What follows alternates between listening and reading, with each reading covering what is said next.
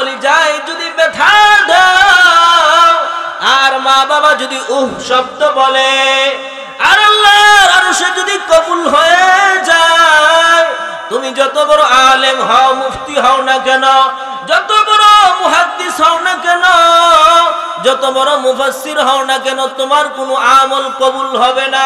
ঠিক কিনা ভাইরা আমার? এজন্য মা বাবারে কষ্ট দিবেন না। দিবেন আপনারা? মা বাবাকে কষ্ট দেওয়া যাবে না রে মুসলমান। তাইলে আমি বলতেছিলাম কোরআনের শিক্ষা এমন এক শিক্ষা, এই মাদ্রাসার মাঝে কি শিক্ষা দেওয়া হয় অনেকেই বলে থাকেন। এখানের মাঝে প্রথম নাম্বার মাকসাদ হলো আমাদের প্রত্যেকটা সন্তান যেন কোরআনটা শিখতে পারে, বিশুদ্ধভাবে তেলাওয়াত করতে পারে, ইমামতি করতে পারে, মানুষকে কোরআনের মেসেজগুলো পৌঁছাইতে পারে। ওই রকম যোগ্যতাশীল গড়ে তোলার জন্য আমরা এখানে একটা মাদ্রাসা করেছি। এই জন্য ভাইরা আমার, মাদ্রাসার প্রতি, দ্বীনের প্রতি সবার ভালোবাসা, মোহাব্বত থাকতে হবে। কি বলেন? থাকতে হবে কিনা? কেন থাকতে হবে? কারণ রাসূল বলেন, আল মারউ মাআ মান আহাব্বা, যার সাথে যার মোহাব্বত তার সাথে তার কিয়ামত হবে। ভাইরা আমার, যদি সুদখোরের সাথে আপনার মোহাব্বত থাকে, সুদখোরের সাথে হাসর হবে। যদি বেনামাজির সাথে মোহাব্বত থাকে, বেনামাজির সাথে হাসর হবে। কোনো নিশ্চয়, কোনো সন্দেহ নাই। যদি আপনার খারাপ মানুষের সাথে সংস্রব নিয়ে ঘুরেন, কিয়ামতের ময়দানে খারাপ মানুষের সাথে হাসর হবে। ঠিক তদ্রূপ ভাবে যদি আপনার কোনো নামাজির সাথে আপনার সম্পর্ক থাকে, কোন মাদ্রাসার মুহতামিমের সাথে যদি আপনার সম্পর্ক থাকে, আলেমদের সাথে সম্পর্ক থাকে, খোদার কসম করে বলতে পারি, কিয়ামতের ময়দানে যদি আমি বিপদে পড়ে যাই, ওই আলেম যদি আপনাকে দেখে আর আপনি যদি বলেন, আপনাকে তো আমি সেবা করেছিলাম, এক গ্লাস পানি আপনাকে আমি খাওয়াইছিলাম, আমার বাড়িতে দাওয়াত করে মেহমানদারি করাইছিলাম, আপনার মাদ্রাসার মাহফিলে আমি দান করেছিলাম, হুজুর আপনি একা জান্নাতে চলে যাবেন। হুজুরদের এরকম আল্লাহ রব্বুল আলামিন হুজুরদের ভিতরে কিয়ামতের ময়দানে যারা আলেম উলামা হবে, এদের প্রতি আল্লাহ রব্বুল আলামিন ভালোবাসা, মুহাব্বত পয়দা করে দিবেন। ওই আলেম যদি জান্নাতে যায়, মুসল্লিকে রেখে আলেম কখনো জান্নাতে যাবে না। সুবহানাল্লাহ। এই জন্য আলেমদের সাথে সম্পর্ক রাখলেই ফলাফল পাবেন। আর যদি সুদখোরের সাথে কিয়ামতের ময়দানে দেখা হয়, সুদখোরে বলবে, আল্লাহ সুদ তো আমি একলা খাই নাই, এই যে আমার সাথে এই লোকটা আছে সেও সুদ খেয়েছে, আল্লাহ তুমি তাকেও নিয়ে আসো, তাকেও আমার সাথে জাহান্নামের মেহমান বানাইয়া দাও। কি বলেন? ঠিক কিনা?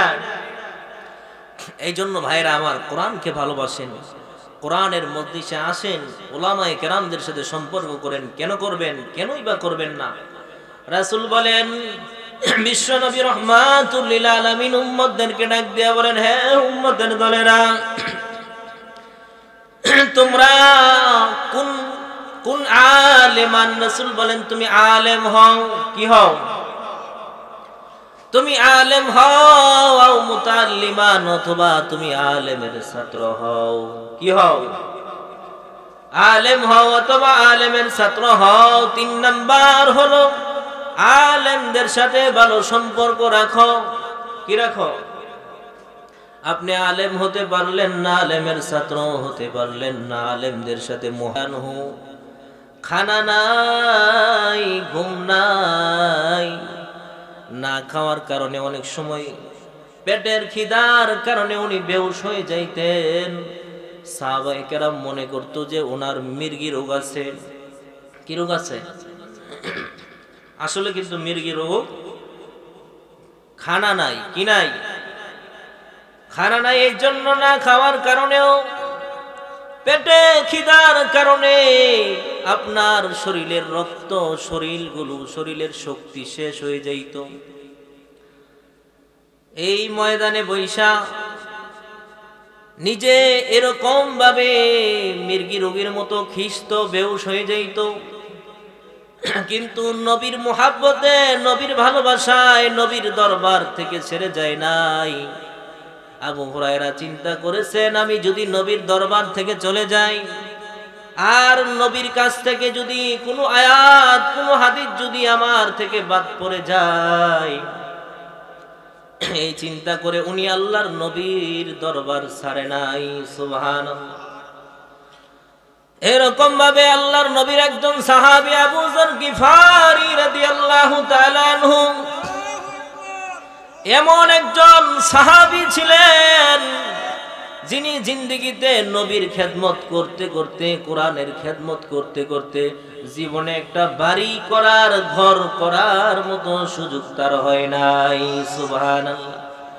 অথচ আমরা মুসলমান নবীর উম্মত দাবি করি রে ভাই।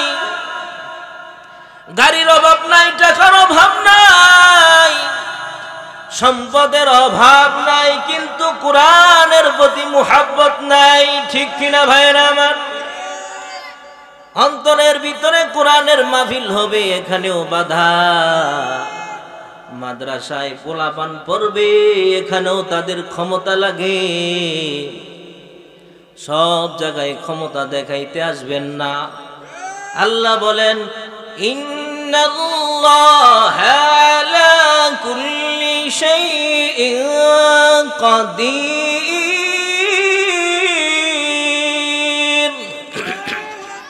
আল্লাহ রাব্বুল আলামিন বলেন, আমি হলাম ক্ষমতার মালিক। আমি আল্লাহ যদি চাই তোমাকে সিংহাসনে বসাইতে পারি। আমি আল্লাহ যদি চাই তোমাকে সিংহাসন থেকে আবার নামাইয়াও দিতে পারি। এই ক্ষমতা আমার আল্লাহর আছে না নাই? কি বলেন, আছে না নাই? অতএব ভাইরা আমার, নবী যখন কালিমার দাওয়াত দিয়েছিলেন, আবু জাহেল, আবু লাহাব, উতবা, শাইবা, আমার নবীকে এমন কোনো কষ্ট নাই বেঈমানের দলেরা দেয় নাই। ঠিক কিনা ভাইরা আমার? নবীর জন্য আবু জাহেল গর্ত করেছে, এই গর্তের মাঝে আবু জাহেল নিজেই পড়ছে। ঠিক কিনা ভাইরা আমার? আবু লাহাব নবীর জন্য বলেছে, তুমি ধ্বংস হয়ে যাও। আল্লাহ বলছে, না, আমার নবী ধ্বংস হবে না, আমার নবীর বিরোধিতা যারা করবে তারাই ধ্বংস হয়ে যাবে। ঠিক কিনা ভাইরা আমার?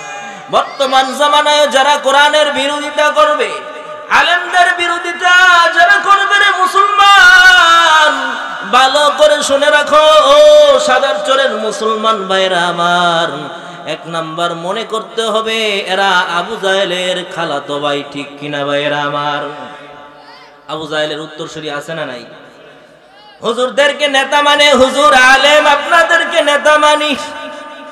ও মিয়া, আলেমদেরকে নেতা মানো, আলেমের উপর দিয়া কথা বলো কেন?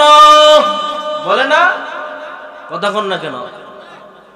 এজন্য সাবধান হয়ে যাও। মনে করিও না এই দিনে আর দিন নাই। তুমি আজকে আমাদেরকে হয়রানি করতে পারবা দুনিয়াতে, কিন্তু আমাদের অর্ডার, আমাদের বিচার আল্লাহর কাছে দিয়ে রাখছি। আল্লাহ কিয়ামতের ময়দানে ছাড়বে না। সুদের ব্যবসায় জড়িত, ঘুষের ব্যবসায় জড়িত হইয়া, বিভিন্ন পদ পদবি নিয়া ক্ষমতার বাহাদুরি দেখাও। এই 2-4 দিন ক্ষমতার বাহাদুরি দেখবা, 2টা চক্ষু যেদিন বন্ধ হয়ে যাবে, ওই দিন থেকে আর ক্ষমতার বাহাদুরি থাকবে না। কি বলেন, ঠিক কিনা ভাইরা আমার? এই জন্য আল্লাহ রাব্বুল আলামিন বলেন, কোরআন, কোরআন ওলার সম্মান তুমি জানো। একজন ডক্টর, প্রফেসর, এমবিবিএস বলেন, যত শিক্ষিত বলেন না কেন, পৃথিবীর ব্রিটেন থেকে নিয়ে, আমেরিকা থেকে নিয়ে বাংলাদেশ পর্যন্ত যত শিক্ষিত আছে, সমস্ত শিক্ষিতকে যদি দিনে এক পাল্লায় রাখা হয়, আর কোরআনের হাফেজকে যদি এক পাল্লায় রাখা হয়, কোরআনের হাফেজের পাল্লাটা ভারী হয়ে যাবে। ঠিক কিনা ভাইয়েরা আমার? এই জন্য রাসূল বলেন, 3 ব্যক্তিকে যদি কেউ সম্মান করে, সে যেন আল্লাহকে সম্মান করলো। সুবহানাল্লাহ। কয় ব্যক্তিকে? 3 ব্যক্তিকে যারা সম্মান করবে, সে আল্লাহকে সম্মান করলো। 1 নাম্বার, যারা কোরআনের হাফেজকে সম্মান করবে, সে স্বয়ং আল্লাহ তাআলাকে সম্মান করলো। সুবহানাল্লাহ। যারা আলেমকে সম্মান করবে সে আল্লাহকে সম্মান করলো। যে কোরআনের হাফেজকে সম্মান করতে পারে নাই, আলেমকে সম্মান করতে পারে নাই, ওই ব্যক্তি আল্লাহকেও সম্মান করতে জানে না। আল্লাহকে যে সম্মান করতে জানে না, এর ঠিকানা কোথায় হবে ফতোয়া আপনারাই দিবেন। কি বলেন, জান্নাত না জাহান্নাম? এ মুসলমান, আল্লাহর গোলাম, ভালো করে শুনে রাখো রে মুসলমান। দ্বিতীয় নাম্বার, আল্লাহ বলেন যদি বাদশা থাকে, এমন একজন বাদশা যেই বাদশাটা নেককার বাদশা হবে, ন্যায়পরায়ণ বাদশা হবে, ওই বাদশাকে যদি কেউ সম্মান জানায়, সে স্বয়ং আমি আল্লাহ রব্বুল আলামিনকে সম্মান জানালো। সুবহানাল্লাহি ওয়া বিহামদিহি। 3 নাম্বার, আল্লাহ রব্বুল আলামিন বলেন,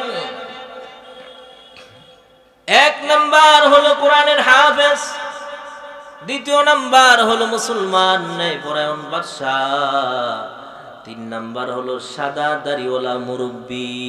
সুবহানাল্লাহ বলতেন না? সাদা দাড়িওয়ালা মুরব্বিদেরকে কেউ যদি সম্মান করে, আল্লাহ বলেন ওই ব্যক্তিটা যেন আমি আল্লাহকে সম্মান করলো। সুবহানাল্লাহ। এজন্য ভাইরা আমার, যুবক ভাইদেরকে আমি ভালো করে বলবো, এখনকার যুবকেরা তো সম্মান দিতে জানে না, আলেমকেও সম্মান দিতে জানে না, মুরব্বিদেরকেও সম্মান দিতে জানে না। মুরব্বিদের সামনে সিগারেট আঙ্গাইয়া খায়, বলে আমার বাবার টাকা দিয়ে আমি সিগারেট খাই, আপনার সমস্যা কি? বাবারে, আমাদের কোনো সমস্যা না, তোমার মতো চরম বেয়াদব এই সাদার চরের মাঝে আর দ্বিতীয় কেউ নাই, এটাই সমস্যা। ঠিক কিনা ভাইরা আমার? আছে না না এরকম ছেলে? আসেনি? এবার দেখবেন ভাইরা আমার, মায়ের সাথে উচ্চ গলায় কথা বলে, বাবার সাথে উচ্চ গলায় কথা বলে, অথচ আল্লাহর নবী বলেছেন তোমার মা তোমার বাবা তোমার জন্য হলো জান্নাত। দুনিয়াতে জান্নাতের অভাব নাই। মা বাবা যদি জান্নাত হয়, মা বাবার খেদমত করলে জান্নাত পাবেন না জাহান্নাম পাবেন? বলেন না কেন? কি পাবেন? জান্নাত পাবেন। মুসলমান মা বাবার মনে যদি মুসলমান কষ্ট দাও, ও যুবক ভাইরা, মা বাবার কলিজায় যদি ব্যথা দাও, আর মা বাবা যদি শব্দ বলে, আর আল্লাহর আরশে যদি কবুল হয়ে যায়, তুমি যত বড় আলেম হও, মুফতি হও না কেন, যত বড় মুহাদ্দিস হও না কেন, যত বড় মুফাসসির হও না কেন, তোমার কোনো আমল কবুল হবে না। ঠিক কিনা ভাইরা আমার? এজন্য মা বাবারে কষ্ট দিবেন না। দিবেন আপনারা? মা বাবাকে কষ্ট দেওয়া যাবে না রে মুসলমান। তাইলে আমি বলতেছিলাম, কোরআনের শিক্ষা এমন এক শিক্ষা, এই মাদ্রাসার মাঝে কি শিক্ষা দেওয়া হয় অনেকেই বলে থাকেন। এখানের মাঝে প্রথম নাম্বার মাকসাদ হলো আমাদের প্রত্যেকটা সন্তান যেন কোরআনটা শিখতে পারে, বিশুদ্ধভাবে তেলাওয়াত করতে পারে, ইমামতি করতে পারে, মানুষকে কোরআনের মেসেজগুলো পৌঁছাইতে পারে। ওই রকম যোগ্যতাশীল গড়ে তোলার জন্য আমরা এখানে একটা মাদ্রাসা করেছি। এই জন্য ভাইরা আমার, মাদ্রাসার প্রতি, দিনের প্রতি সবার ভালোবাসা, মোহাব্বত থাকতে হবে। কি বলেন? থাকতে হবে কিনা? কেন থাকতে হবে?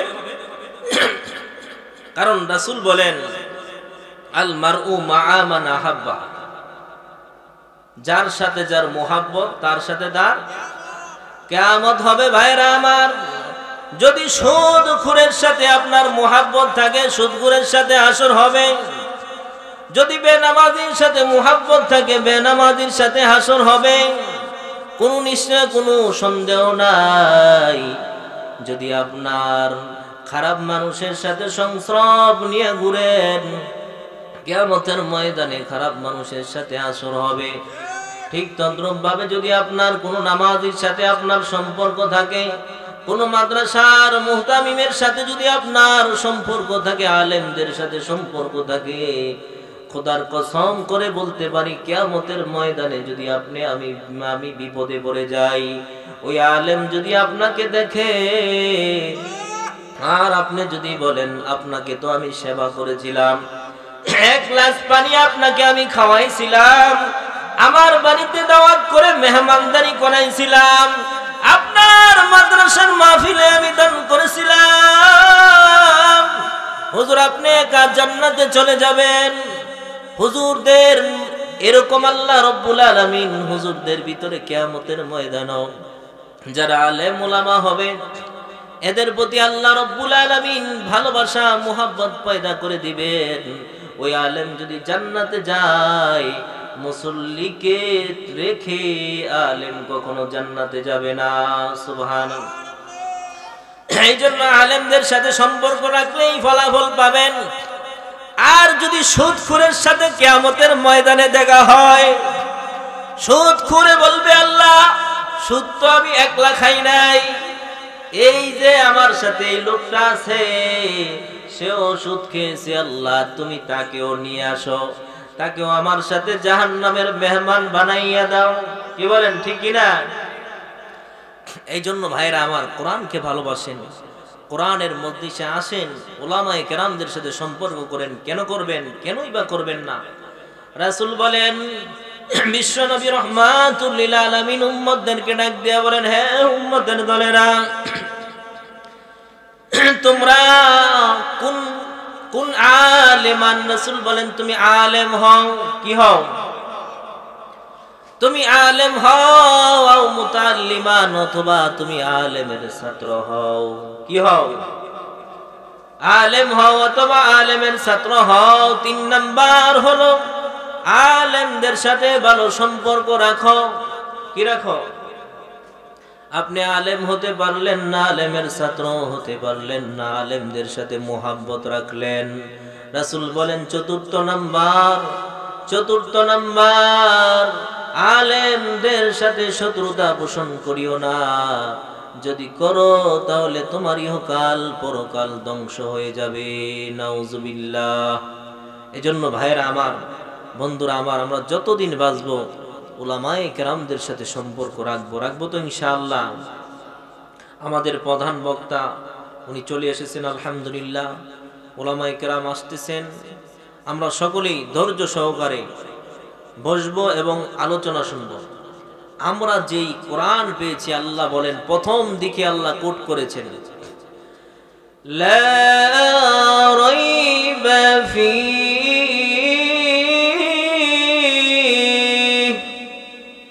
আল্লাহ রাব্বুল আলামিন ডাক দিয়া বলেন, এমন এক কিতাব আমি আল্লাহ নাজিল করেছি যেই কিতাবের মাঝে বিন্দু পরিমাণ সন্দেহ নাই। সন্দেহ আসেনি? সামান্য পরিমাণ, বিন্দু পরিমাণ সন্দেহ নাই। হুদাল লিল মুত্তাকিন।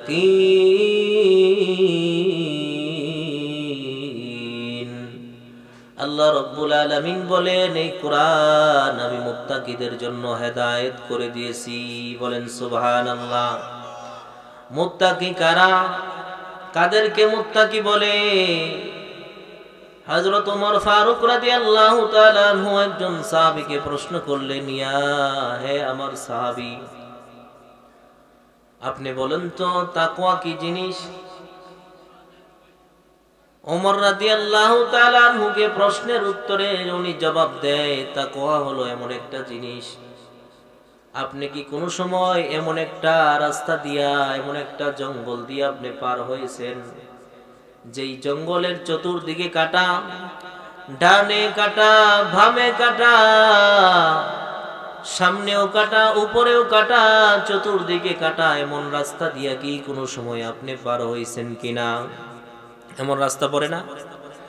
চতুর্দিকেই কাটা আর কাটা। বলে, হ্যাঁ, আমি একবার নয় অনেকবার আমি এমন রাস্তা দিয়ে পার হয়েছি। আপনি কেমনে পার হয়েছেন? বলে, আমি পার হয়েছি এমন ভাবে পার হয়েছি যেন আমার শরীরের মাঝে কোনো একটা পা কাটাও যেন বিদ্ধ না হয়। ওমর রাদিয়াল্লাহু তাআলা আনহুকে বলেন, এটার নামই হলো তাকওয়া। এটার নামই কি? এটার নাম কিভাবে তাকওয়া? মুসলমান যুবক ভাইরা ভালো করে শোনো রে। বর্তমান জামানার দুনিয়াতে চলতে গেলে ডানে গুনাহ, বামে গুনাহ, সামনে গুনাহ, পিছনে গুনাহ, যেদিকে তাকাও শুধু সেদিকেই গুনাহ আর গুনাহ। ঠিক কিনা ভাইরা আমার? গুনার কোনো অভাব নাই। এই গুনার ভিতরে থাইকা, যারা এই গুনার ভিতরে দুনিয়াতে চলতে গেলে চতুর্দিকে গুনাহ, আল্লাহর নবী বলেন এই গুনাহ থেকে যারা বাঁচতে পারলো তারাই হলো মুত্তাকি, তারাই তাকওয়া অর্জন করেছেন। আর যারা মুত্তাকি হবে, তাকওয়া হবে, তাদের সম্মান কি, তাদের লাভ কি? আল্লাহ বলেন ইন্না আকরামাকুম ইনদাল্লাহি আতকাকুম। আল্লাহ রাব্বুল আলামিন বলেন আমার কাছে পৃথিবীতে সবচাইতে সম্মানী হলো তারা যারা তাকওয়া অর্জন করেছে। সুবহানাল্লাহ।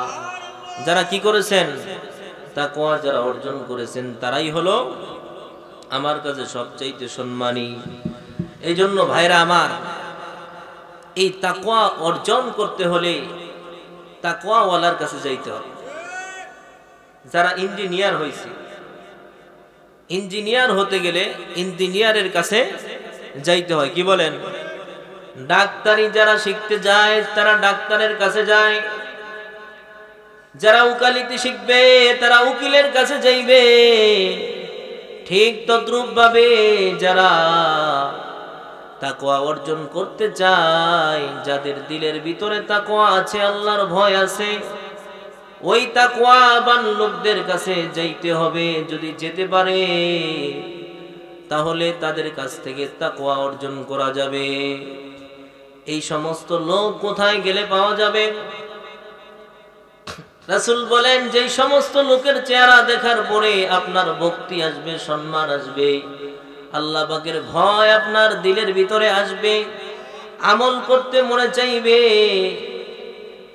নামাজ পড়তে মনে চাইবে, রোজা রাখতে মনে চাইবে, পর্দা করতে মনে চাইবে, মনে করবেন ওই লোকটার ভিতরে তাকওয়া আছে। কি আছে? ওই লোকটার ভিতরে তাকওয়া আছে। এই জন্য আমরা তাকওয়া অর্জন করতে হলে যারা আল্লাহওয়ালা, আল্লাহওয়ালার নামে যারা বন্ডামি করে তাদের কাছে না, বরং যারা প্রকৃতই আল্লাহওয়ালা তাদের সোহবতে যাব। এটা আমার আপনার নির্দেশ নয়, স্বয়ং আল্লাহ রাব্বুল আলামিনের নির্দেশ। আল্লাহ রাব্বুল আলামিন ডাক দিয়ে বলেন ইয়া আইয়ুহাল্লাযীনা আমানুত্তাকুল্লাহ ওয়া কুনু মা'আস সাদিকিন।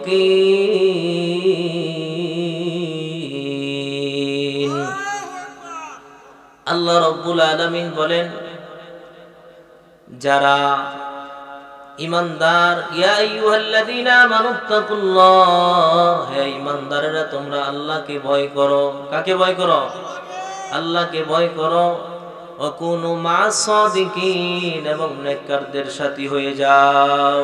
কাদের সাথী হইতে বলছেন? নেককার যারা, যারা ভালো মানুষ, এদের সংস্রবে থাকা। এজন্য বলে কবি বলেন সৎসঙ্গে স্বর্গবাস, অসৎ সঙ্গে সর্বনাশ। আমাদের বিশেষ বক্তা উনি চলে এসেছেন, হযরতকে স্টেজে নিয়ে আসেন। তো আল্লাহ তাআলা আমাদেরকে কোরআন এবং হাদিস মোতাবেক চলার মতো তৌফিক দান করুক। সকলে বলেন আমিন। আপনারা দীর্ঘ সময় ধরে আলোচনা শুনতেছেন, শেষ পর্যন্ত ইনশাআল্লাহ থাকবেন তো? ইনশাআল্লাহ।